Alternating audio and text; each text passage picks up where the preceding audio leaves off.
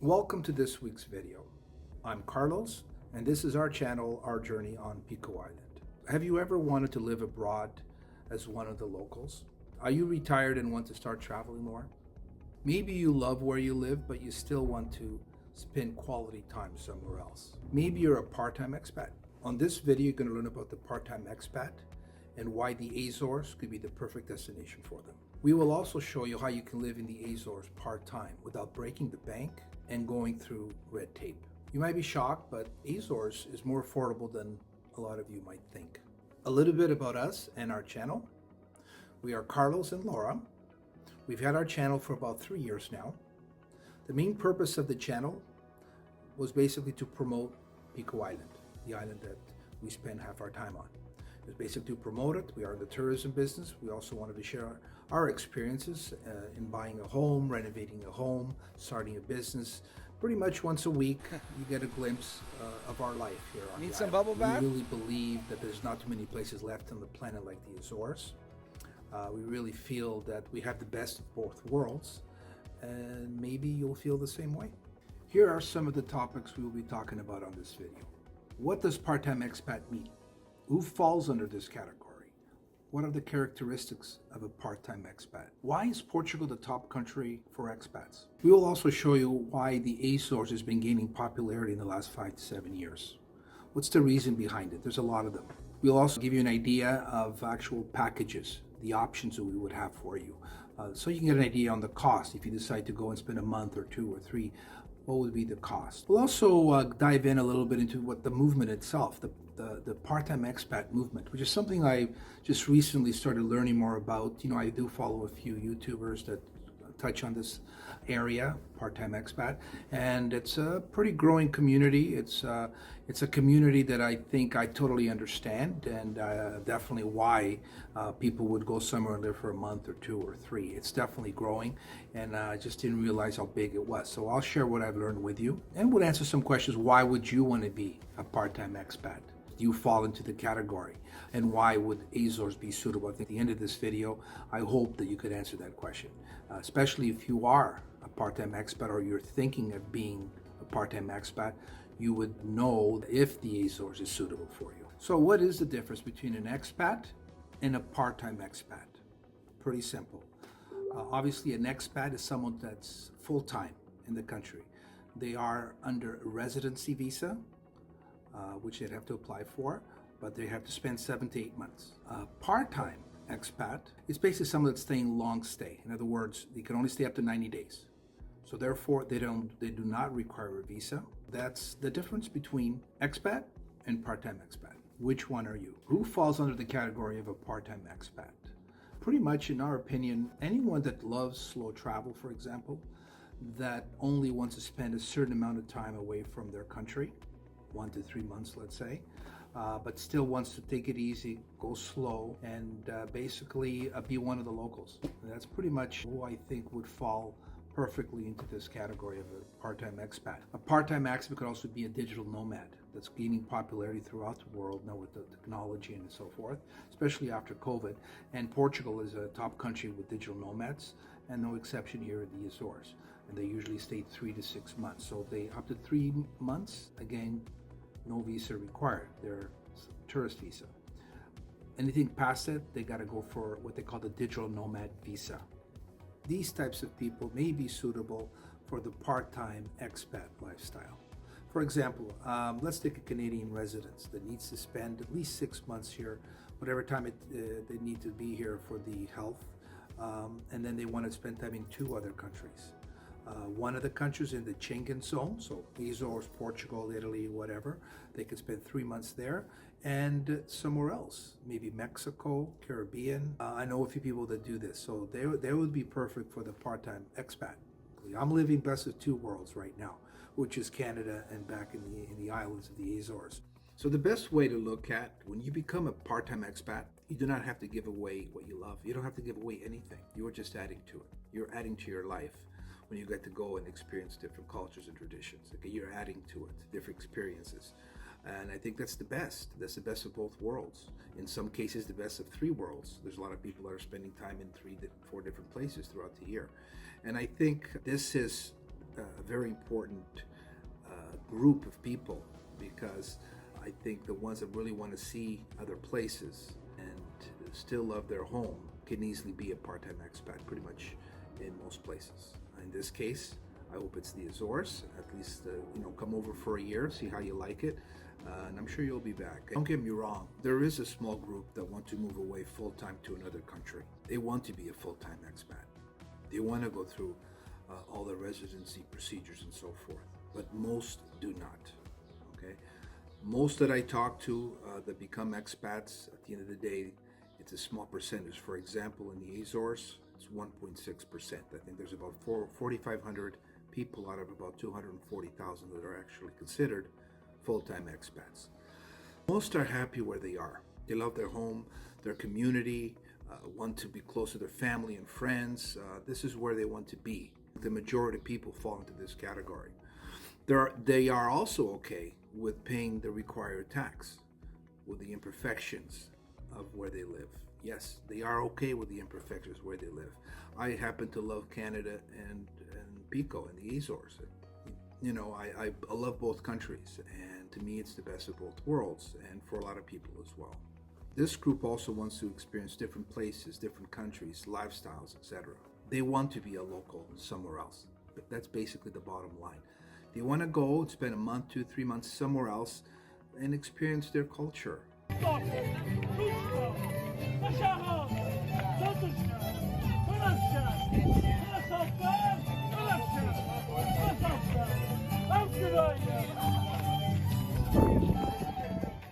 Traditions, okay, and I think this is a larger group, okay, and this is more of the group we're focused on. We happen to fall into that category, like we mentioned.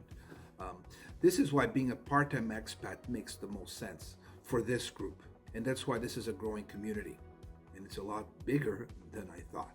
When you become a part-time expat, you do not have to give away what you love. You're just adding to it. This is the way I look at it. You have the best of both worlds, or best of 3 worlds, whatever the case may be, because as you know, in my case, I divide my time between 2 places. There's other people dividing their time between 3 places, maybe even more. Slow travel is something that's gaining popularity as well, especially with certain demographics. They want to really slow it down. And I'm not saying only retired people. I know millennials, just people that really want to take it all in and be one of the locals.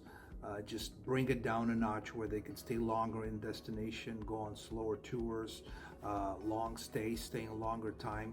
This is all part of slow travel. We're spending more of our time on our programs that we're developing with Life Wellness is more in the low and slow. And I think we've mentioned that in other videos. And I think this is the perfect description for someone that is a part-time expat, because that's what they want. They want to be one of the locals. They want to just relax. The only way to really get in there with the locals to communicate with them, engage, you get to know them, they get to know you, you get to know more about the area that you're in, is to spend more time. And I think this is what slow travel is all about. We're halfway through the video, but I just wanted to say that I would love to hear from you if you're either already considered a part-time expat or considering falling into this category and slowing things down, spending more time at a destination. Send me a comment or an email. We'd love to hear about it. All the accommodations that we deal with, travel partners, they all have quality. There'll be ranges, obviously, of that quality. You have some newer places, you have some rustic places, you have more luxury. Obviously, that's going to depend on your budget, but we don't get into the lower quality. And I think that's why it's important. And these packages, again, you can choose from 1, 2, or 3 months. We'll get a little bit more into the pricing of this. You can do a month for about 1,500 euros at a quality lodging in the Azores for 2 people. So let me take you what 3 months in the Azores would be like. So in our case, we're on Pico Island, and we do this all the time, right? So I can easily share my experience with you. Laura and I just basically love spending time on the island. We like the island lifestyle. The Azores is packed with nature, obviously surrounded by the Atlantic Ocean. There's lots to do on land and at sea, in the ocean, as far as activities go. I think the great thing about, especially Pico Island, we're part of the Triangle Group. These are 3 islands that are very close. One is 30 minutes by ferry, one is about an hour. Inexpensive to hop, and that's an option you would have. Depending which one you stay in, you always have these 3 islands. They're connected, and I think this just adds to the experience. If someone's spending a month, 2, 3 months there, you want to just jump off the island, it's easy to do. You could also obviously fly to the other islands. There's a lot of flights regularly. We'll deal more with the flights later on, including some pricing. But just to give you an example how you would spend the day, you just basically do what you want when you want to do it. You have the time. But a lot of involves the nature. It could just be doing nothing, like we do a lot of that. Basically stare at the ocean, walk by the ocean, do these amazing hikes either in vineyards up in the highlands, because from the coast to the highlands you're about 15 minutes apart, so you get both the countryside and the ocean. So again, if someone wants city life, partying all the time, the Azores is not for you. If someone, so you have to keep that in mind. Obviously, you're being attracted to these islands for certain reasons, and I think nature is that link. And but you can easily spend a lot of time, especially if you're with someone you care about, that you like, just sitting back. There's something about the ocean and the skies and the mountain, when you combine the purity of the air that we always sense there when we're on the island. So I think it'd be easy to spend. I think 1 month goes by quick. Even this time, if you're there for 3 months, next thing you know, it's gone, because you're always doing something. Again, we're doing a lot of work as well, because we have a house, we renovated it, but we know a lot of people that just go on holiday, especially immigrants that go back and spend 2 months, and it goes by quick. And I remember that because that's what I used to do with my family when we were younger. So never think it's going to be boring. Unless you want it to be. You're going to be meeting a lot of people. People there like to engage, the Azoreans, and I just think it's you can spend doing a lot of things here on the island. So after you decide if the part-time expat lifestyle is for you, you have to ask the number 1 question, a very important question: are the Azores for me? I think that's the question that as soon as you answer, first, you got to know that you want to spend time somewhere outside of your country, 1, 2, 3 months. When you answer that question, you got to figure out where you want to go. Maybe 1 year you'll spend 3 months here, and the next year somewhere else. Either way, when you're looking, this video is to tell you that the Azores checks a lot of boxes for a lot of people, including ourselves. So this is the question that you would answer.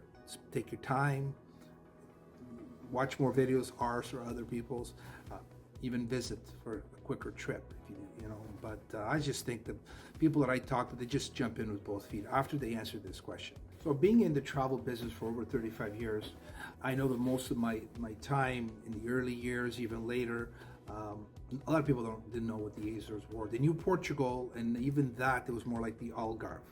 The last 5 to 7 years, I've been noticing definitely a gain in popularity, no doubt about it. Places, it's been coming up. Portugal as a country is one of the top destinations to travel to visit. To retire, to semi-retire, and I think at one point it was just people visiting. They got to love the country. They started doing, retiring, semi-retiring, that sort of thing, buying a vacation home, spending part-time there, even more immigrants coming back. And I think this is, the Azores is gaining, especially in the last 5 years, where even after COVID, we've noticed, now, one thing you have to remember, it's gaining popularity. It's more in the mainstream. There's more social marketing through social platforms. Even our videos, other videos, people are discovering the 9 islands, Pico Island. In our case, we got a lot of people that didn't know where the Azores were, never mind Pico Island. And it just was a surprise to them. And when they learned more about it, especially the linkage with the nature, the wellness, where it is, they learn more information. And I think through these videos, that's what we try and do, is just put out, give you a little glimpse of what these islands are about, because we really believe in them. We have a passion for them, and we want to share. Now, it's sharing with, I would call, the like-minded. Like-minded, the link is nature, okay?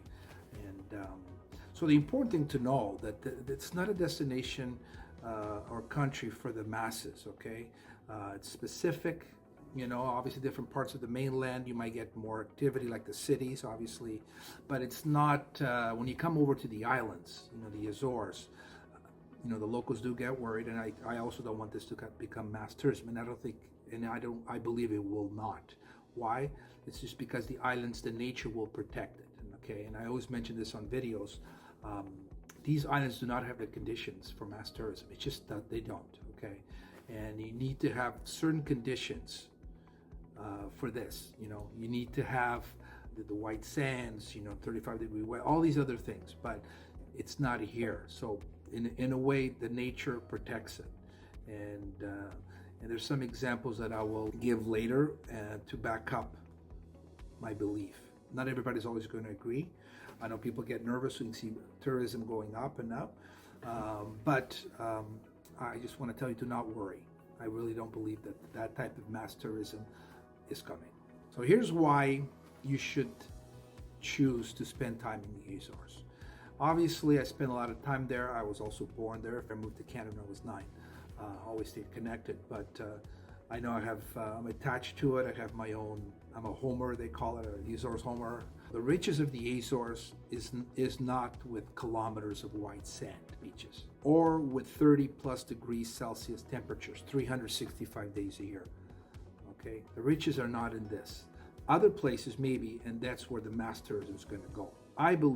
We believe that the wealth of these islands lies in the nature, like I've mentioned. That's the protection. And in low population and grand space. What do I mean by that? For example, I always use this one because the island, let's take the island of Barbados, the same size as Pico. It's around 440 square kilometers. The island of Pico has just about 15,000 people. That's 1.5. The Barbados has almost 300,000. Okay, same size island, very big difference in population. Which one gives you more space? I would say Pico, because you have these pockets of people and then it's just open space you have access to. The population of all of the Azores, 9 islands, it's 200, and I think it's up to 240,000 right now. Less than just the island of Barbados. So I believe that's a major feature there. Why it draws people? Because they are away from a lot of population. Okay, when they want to leave, a lot of times I will leave and go, and I will see nobody, even in high season if I'm there. You go up to the highlands, and sure, the island of the bigger islands, San Miguel has half the population. That's always busier. They have the busier city. But if you wanted to stay away from that, pick the smaller island. Sometimes people want to be close a little bit into a city, even though it's not going to be, you know, Paris or anything like that. You still have lots of space. They might feel more comfortable with a bit more population than 8,000 or 15,000, but that's your call. I'm just saying that these are the wealth. The wealth lies on this, where it's low population, lots of space, and nature. Let's touch a little bit about the weather in the Azores quickly. Subtropical, okay, the high season, which is what they would call the tourist season, between June 15, September 15, that's the summer. The highs could be around 28 average, the lowest 24, 22. It's always that nice breeze. It's really nice weather. It rarely gets over 30. You got to be careful. It's always hot. You're surrounded by lava, the ocean, but it's a very comfortable time to be. Now, if you go in the off season, the fall and the spring, which is probably our favorite time, is you'll experience temperatures more. The highs maybe between 22 and 24. And the lows like between 19, 21. I think that pretty much sums it up. In the winter, you're looking at an average of about 16 degrees. If it gets down, people start complaining, oh, it's a little bit colder. It's usually around 12 or 13. It doesn't get under 12 too much. I mean, at least not when I've been there. So I think that's why more people are also going in the winter, like January, February, March. Obviously, the weather's going to be more turbulent. But pretty much, I mean, being a subtropical place, people are going to be coming all year round. Especially people that will stay longer, so they can get in the winter. You can be there in January and it can feel like it's summer, like a nice sunny day, sun's hot, you know. And I think that don't let the weather of a subtropical destination in the middle of the North Atlantic scare you. I guess that's what I'm trying to say. So other reasons that why you should choose the Azores, why we chose it, and these are all reasons that basically you check the boxes here. Okay, peaceful. Okay, peaceful place, not just describe the space, less population, accessibility, and being alone. You don't have to be on top of people. It's very peaceful. You get the sense where you it does draw. As soon as we land, we always feel like we're coming down a notch. We live in Canada, close to Toronto, about 20 minutes, 30 minutes away. Lots of construction, lots of people, lots of noise. The peace, obviously, it's like when you're here, you could also go up north, you can go to a lot of places. Canada's very big, you can find peace.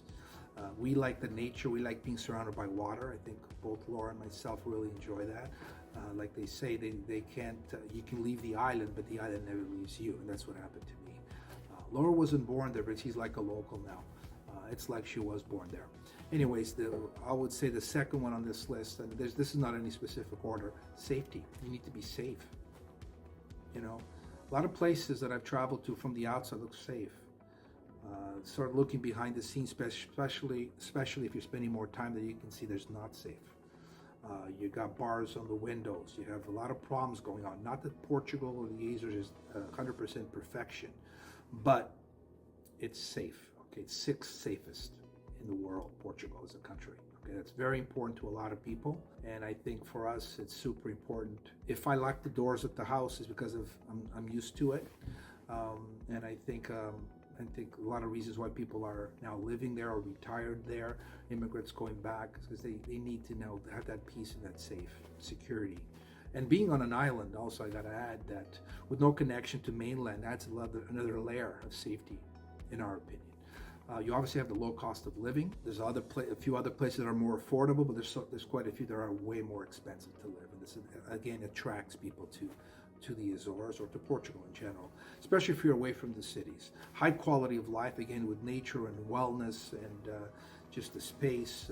You feel this is what happens when you have the peace and you're not scared. Adds to a lot of the quality of life goes up. Okay, and that's, I believe, a main attraction of the Azores. So that box, check, check, check, check. You're surrounded by nature, like I mentioned, friendly hosts, neighbors.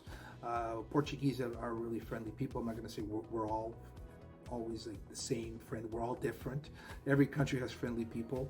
No one's friendlier than the other one, but I always feel that, yeah, that's definitely there. And I think some of the expats living there, they've told us, they share with us that it's like that. It's an amazing location, middle North Atlantic. This looks far from a lot of places, but as I will show you soon, it's not as far as it looks. Very easy access to both North America and Europe. As of modern infrastructure, a lot of times when people discover the Azores for the first time, they thought it was third world. And I'm telling you, and the ones that I have visited now, they can see that we have everything there that Canada has, technology-wise, or just, you know, the food or anything, right? So it's, the roads are amazing. You know, sometimes we find ourselves driving where it's like, wow, these are really good roads. Or first timers that we take around, they're noticing all this. It's like, I didn't think it was like this, you know? Beautiful luxury homes and places. So it's not a third world country, okay? So for those of you that still think that.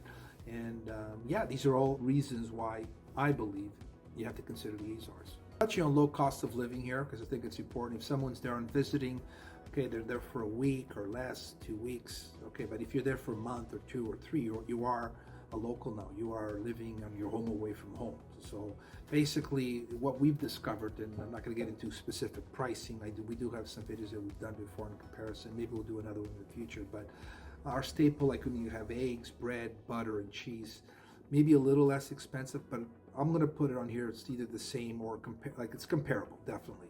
I wouldn't be more in some, depending where you're buying them. If you go to a market, outdoor markets that they have there, might even be less than Canada. Vegetables, legumes, and fruits, I find that generally it's cheaper in the islands than here. When it comes to wine and beer, you can't even compare. There's non-compared, like some of you that don't know a lot about the price of wine, which is a lot of times people talk about. You can go to a store which sells liquor, wine and liquor, €2 to €6. Find a lot of wines, and they're not too bad. Obviously, if you want to splurge, you can go between €8 and €15 a bottle. Now, if you compare this to Canada, it's in a different scale. Here, you know, and we're talking about really good wine. Here, if you get lucky enough to get a wine under $10 a bottle, it's usually not very good, to be honest. Going into a restaurant, again, non-comparison, a bottle of wine there, good wines, €10 and up.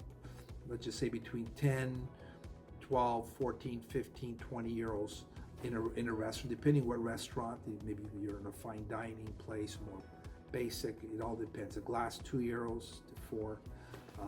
So there's also house wine. Here in Canada, it ruins the whole dinner when you go in the plate. The cheapest bottle on the thing is like $40, you know. Eating out, breakfast, €3 to €5 usually is what we spend. Actually, for breakfast, we don't eat a lot, so that's usually for the both of us. Lunch 7 to 12 is usually the items, variety of course. Dinner, I would say between 10 and 16.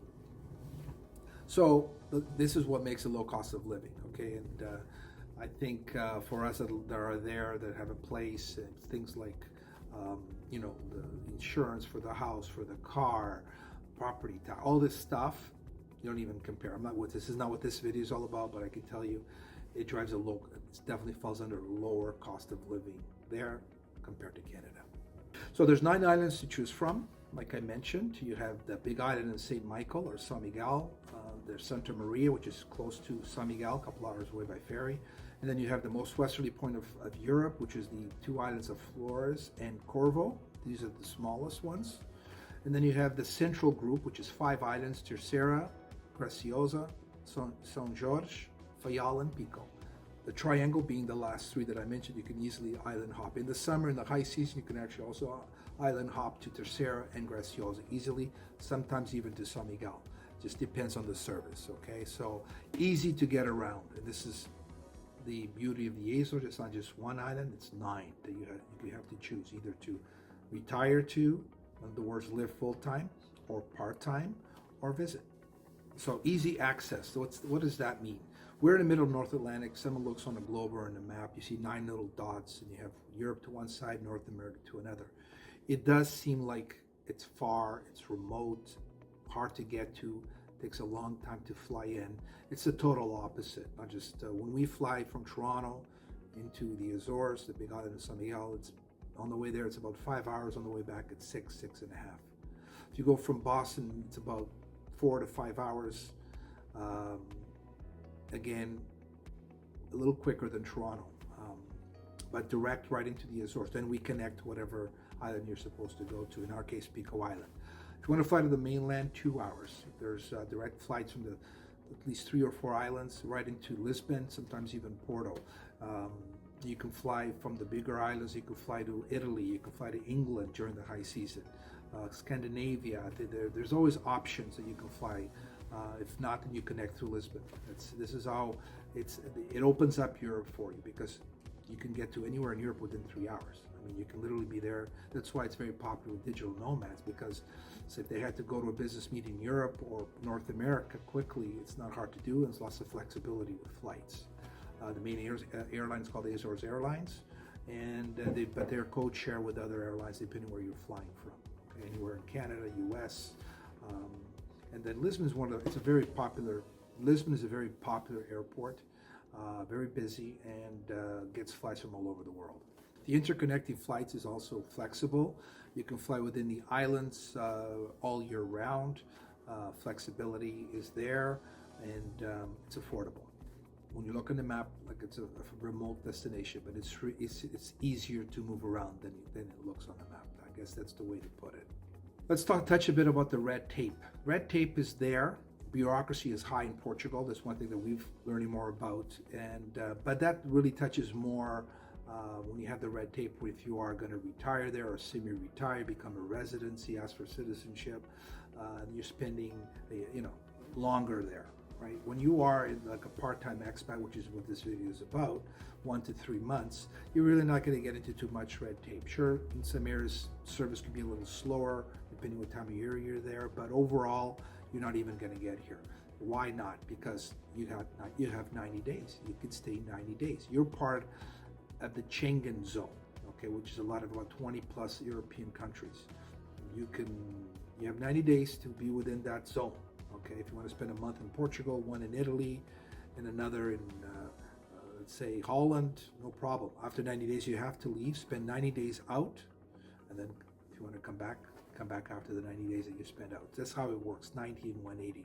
But that's why it's perfect for a part-time expat. Okay, and I think this is, as soon as I started investigating how a lot of people are already starting to do this, we wanted to be part of it. We're in tourism. This is let's just call this a long stay tourism. It's a product basically, and this is the kind of product we want to put together, and we want to do more of it, more specializing in it, because you want to do it right, and I think that being travel partners of Life Wellness, us working together, and the other travel partners of the lodgings that we have on the islands, allows us to put these really good packages, and affordable as well. I mentioned that Portugal is extremely safe. Sixth, it was just rated sixth out of 190 plus countries. So this is all of Portugal. Okay, it's not a perfect country, but I just heard a statistic the other day. Was a Brazilian in the country. He said there were, I think he said 85 homicides for the whole year in all of Portugal. And back home in Brazil, it was 35,000. I almost fell off my chair. And there's countries, this is what, it's chaotic. The world's chaotic. You need safety. This has to be right at the top of the list. You know, if you have to pay more tax to be there, so be it. I'd rather be safe, to be honest with you. Nowhere is perfect, but it's important to know that, you know, people feel safe when they walk at night. Maybe they're traveling alone. A lot of times you gotta be, you know, you gotta choose the right country. Okay, let's talk a bit about the cost of one of these package options for the part-time expat program. I give you an example at the beginning. Here, I'm just going to leave you so you could at least see if it's within your budget. Okay, I'm going to give you 1 month, 2 months, and 3 months. So depending which one you'd fall into. So, and this is obviously a from rate. So depending which lodge. But these are some that I've booked and they fell into this category. These are actual rates, and this is off. These are based on off season. In other words, not June, July, or August. You know, more and more people are staying away from that because of just, you know, want to be, even though it's not mass tourism, they still want to be away from the tourists. They want to have the place to themselves, basically. Obviously, you'll get better service. There's no lineups and all that stuff. It's causing more people to come in the off season. Okay, so 1 month for two guests, you're looking about 1,500 euros. So if you break that down, it's about 55 euros per night. Again, quality lodging. Okay, this can get higher.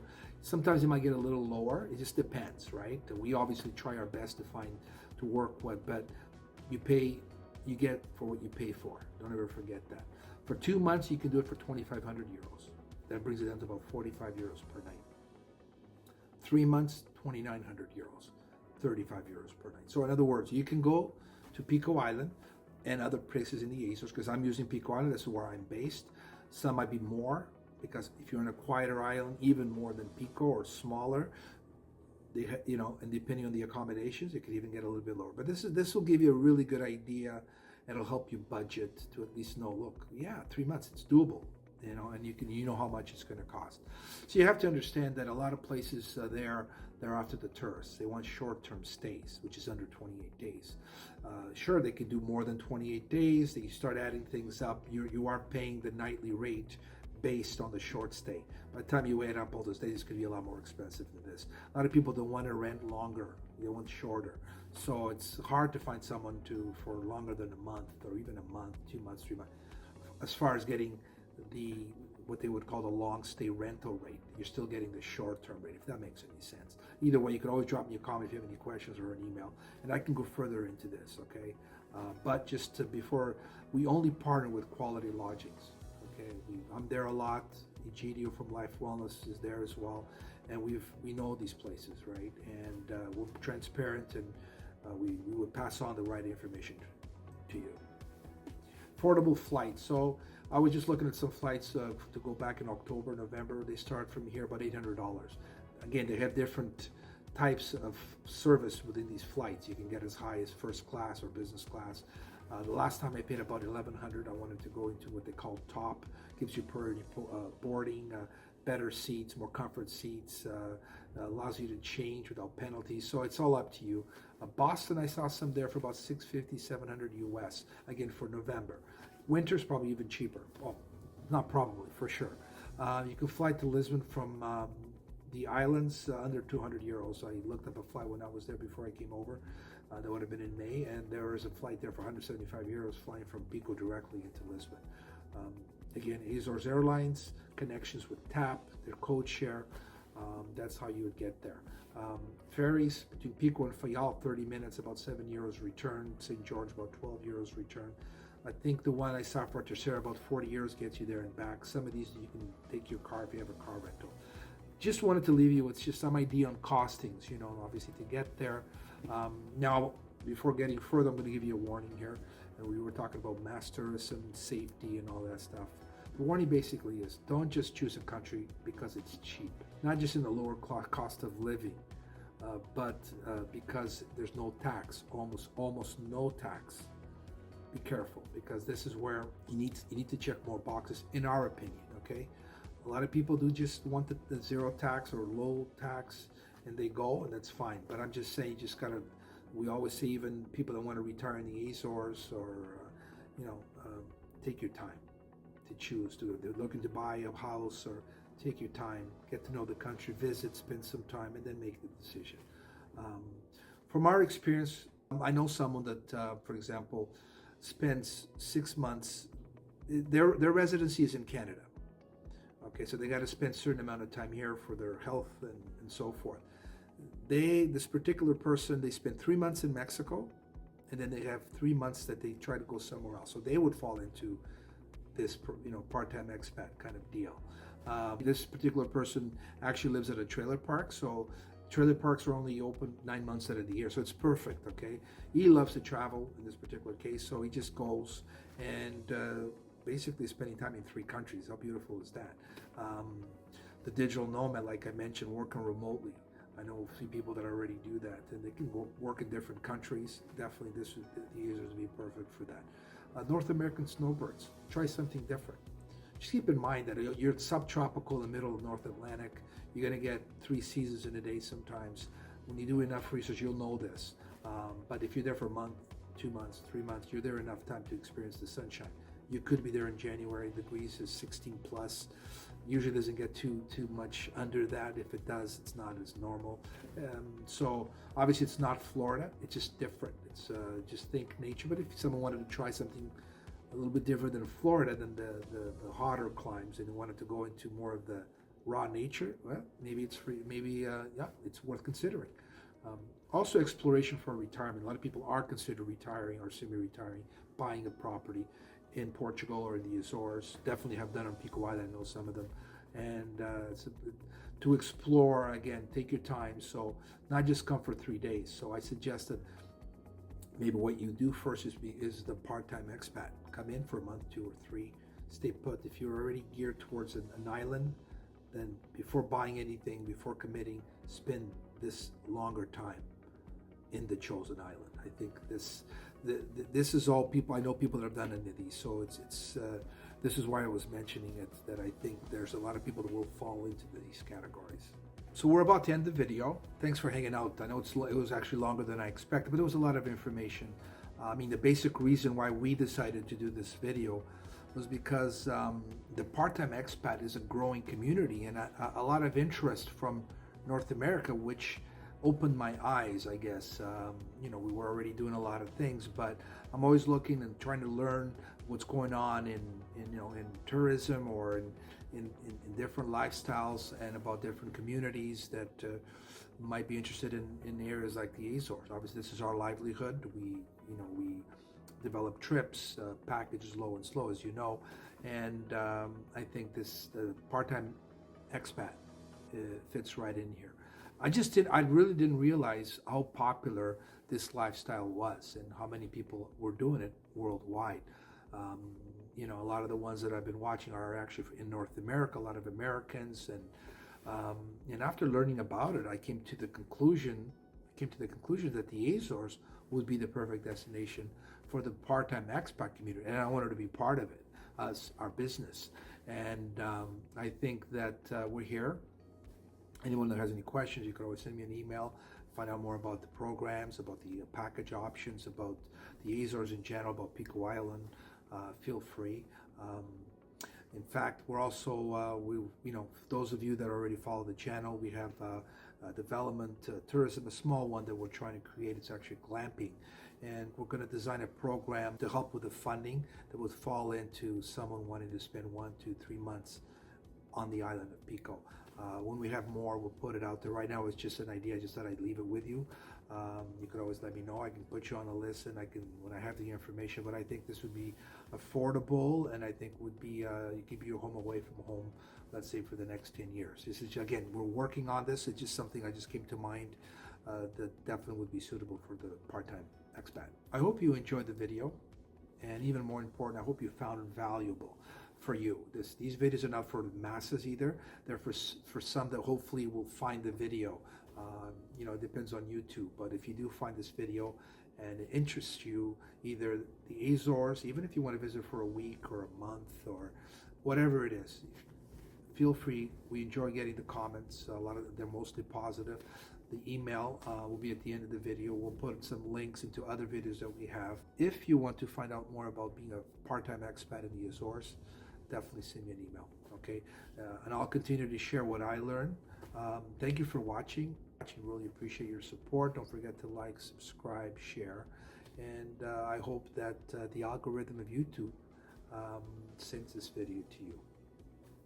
See you on the next video.